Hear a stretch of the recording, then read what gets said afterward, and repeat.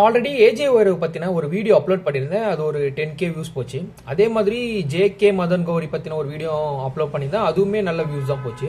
But நான் இப்போ ரீசெண்டா பிரியாணி மேன் அண்ட் இர்ஃபான் இந்த சம்பந்தப்பட்ட இவங்க 2 பேர் சம்பந்தப்பட்ட வீடியோஸ்லாம் நான் அப்லோட் பண்றது இல்லை. எதுக்கு பண்ணணும் அப்படின்னு சொல்லிட்டு விட்டுட்டேன். ஏன்னா ஒரு இண்டிவிஜுவலா போயிட்டு இருக்க ஒரு விஷயம் அதுக்கு பத்தி அப்லோட் பண்ணக்கூடாது அப்படின்னு தான் நினைச்சேன். ஸோ இப்போ என்னாச்சுன்னா ஒரு போலீஸ் கேஸ் ஆகும்போது ஸோ இந்த விஷயத்தை பத்தி நம்மளும் கொஞ்சம் பேசலாம் அப்படின்றதுக்காக நான் பேசுறேன்.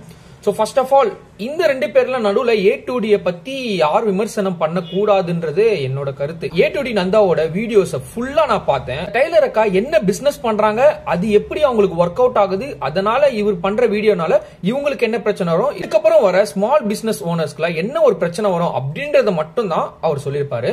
மற்றபடி இவர் பண்றதுதான் சில விஷயம் தப்பு அப்படின்னு மென்ஷன் பண்ண தவிர்த்து இவர் பண்றது எல்லாத்தையுமே ஒரு பர்சனலா எடுத்துட்டு எந்த வெஞ்சஸும் அவர் கக்கல. அதுக்காக நந்தா ரொம்ப சப்போர்ட் பண்றாரு அப்படின்னு சொல்லிட்டு அவங்க 2 பேரை வச்சு கலாய்ச்சி தள்ளிங்க பாத்தீங்களா.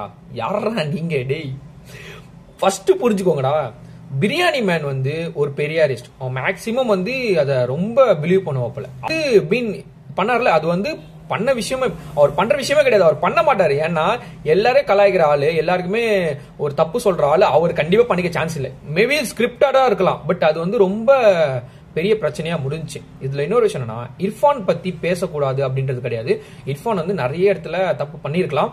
பட் அதை எப்படி ஃபேஸ் பண்ணனா, போய் கேஸ் போடணும். அவர் மேல ஒரு சின்ன கேஸ் போடுங்க, அவரும் அப்புறம் வக்கீல் வச்சு பாப்பாரு. காசு பெரிய A2D நந்தா சொன்ன மாதிரி காசை வச்சு எல்லாமே பண்ண முடியும். டோட்டல் இந்தியன் லா சிஸ்டத்தையே நம்மளால மாத்த முடியும் அப்படின்றதுல எனக்கு பிலீவ் பண்றதுல இது கிடையாது. பிரியாணி மேன நீங்க சப்போர்ட் பண்றீங்கன்னா நீங்களும் பெரிய தற்கூரியா இருக்கலாம் அப்படின்றது என்னோட கருத்து.